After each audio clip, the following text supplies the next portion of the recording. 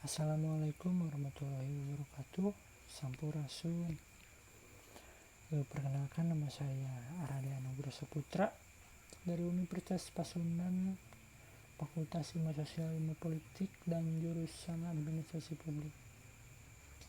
Di sini saya akan menjelaskan deskripsi tentang konsep dynamic system yang dosennya Bapak Dr. Haji Thomas Bustomi MSI. Konsep sistem. Suatu sistem adalah suatu fenomena yang strukturnya telah diketahui, atau suatu sistem merupakan suatu gabungan dari beberapa bagian yang bekerja untuk tujuan bersama. Suatu sistem dapat terbentuk dari sejumlah orang atau sejumlah komponen fisik. Teori dinamik sistem yaitu sekumpulan variabel yang terdapat dalam sistem kompleks menyebabkan terjadinya hubungan sebab akibat dalam putaran umpan balik, di mana semua variabel saling berinteraksi. Hubungan sistematik dalam putaran umpan balik menentukan struktur sistem, yang struktur inilah yang menjadi penentu utama dalam perilaku sistem. Tujuan dinamik sistem yaitu manajer dapat memahami struktur sistem yang kompleks sehingga mereka dapat memperkirakan kapan harus melakukan intervensi dan dapat memastikan perilaku struktur sistem agar sesuai dengan tujuan akhir mereka. Selanjutnya ada pokok bahasan di dalam konsep dinamik sistem, yaitu ada fenomena. Fenomena adalah sesuatu yang dapat kita lihat, alami, dan rasakan. Fenomena dibagi menjadi dua, ada fenomena fisik dan ada juga fenomena sosial. Fenomena fisik adalah fenomena yang tidak melibatkan campur tangan orang lain atau campur tangan manusia. Fenomena alam atau fenomena yang dibuat manusia berdasarkan hukum alam. Selanjutnya adalah fenomena sosial. Fenomena sosial adalah segala sesuatu yang dipengaruhi oleh kegiatan atau aktivitas yang diwujudkan oleh keputusan-keputusan manusia atau proses pengambilan keputusan. Selanjutnya ada ciri-ciri sistem. Yang pertama, bagian-bagian dari sistem harus ada untuk memungkinkan sistem menjalankan tujuan atau fungsinya secara optimal. Selanjutnya ada bagian-bagian dari sistem harus tersusun secara spesifik sehingga sistem dapat menjalankan tujuan dan fungsinya. Selanjutnya ada ciri-ciri sistem. Sistem memiliki tujuan spesifik di dalam sistem yang lebih besar. Sistem mempertahankan kestabilan melalui fluktuasi dan penyesuaian. Sistem memiliki umpan balik atau feedback dan umpan ke depan atau feedback. Cara berpikir sistem atau system thinking. Yang pertama, cara berpikir sistem adalah disiplin ilmu yang digunakan untuk memahami kompleks. Setelah kompleksitas persoalan kita pahami, kita dapat mengambil tindakan berdasarkan kebijaksanaan cara berpikir. Selanjutnya ada cara berpikir sistem. Cara berpikir sistem adalah kemampuan untuk memahami dan mempengaruhi sistem kompleks. Kemampuan ini dibangun dari beberapa kebiasaan atau disiplin yang memungkinkan kita memahami sistem kompleks, perilakunya, dan mengambil tindakan yang lebih tepat.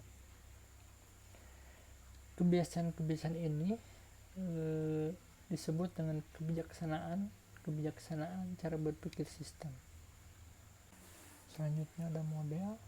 Model adalah deskripsi struktur suatu fenomena yang dinyatakan dalam bentuk-bentuk media yang dapat dikomunikasikan. Sifat-sifat dasar. Yang pertama, perilaku dipengaruhi oleh interaksi antar unsur pembentuk fenomena, organisasi, dan antara fenomena organisasi dengan lingkungannya.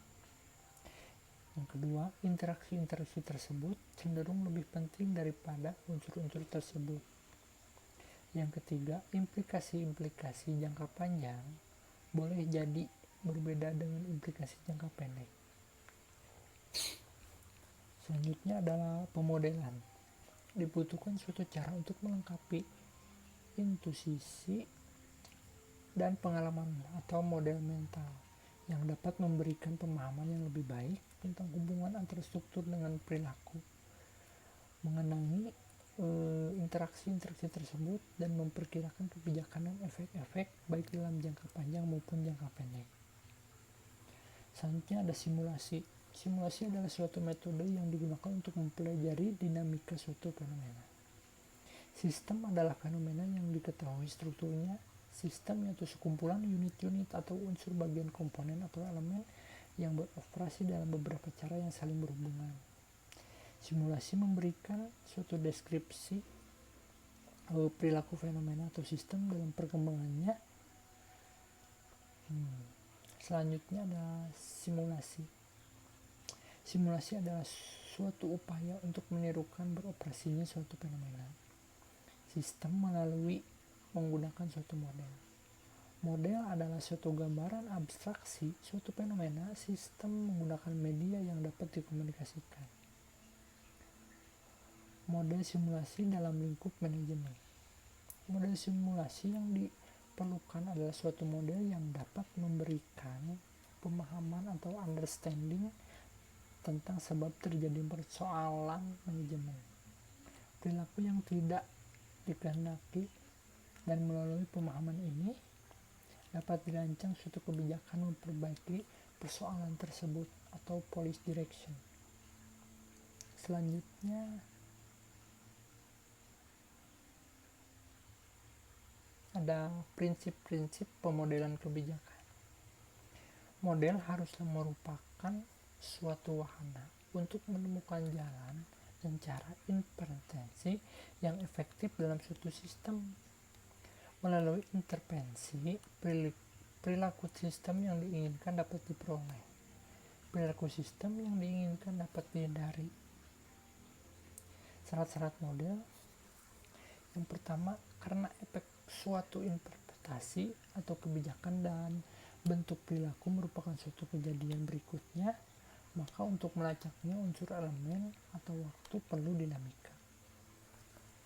Yang kedua, mampu mensimulasikan bermacam intervensi dan dapat memunculkan perilaku sistem karena adanya intervensi tersebut. Yang ketiga, memungkinkan mensimulasikan suatu intervensi yang efeknya dapat berbeda secara dramatik dalam jangka pendek atau jangka panjang. Ya, penjelasan deskripsi konsep dinamik sistem dari saya dicukupkan sekian. Kurang lebihnya mohon maaf. Billahi taufiq wal hidayah. Wassalamualaikum warahmatullahi wabarakatuh.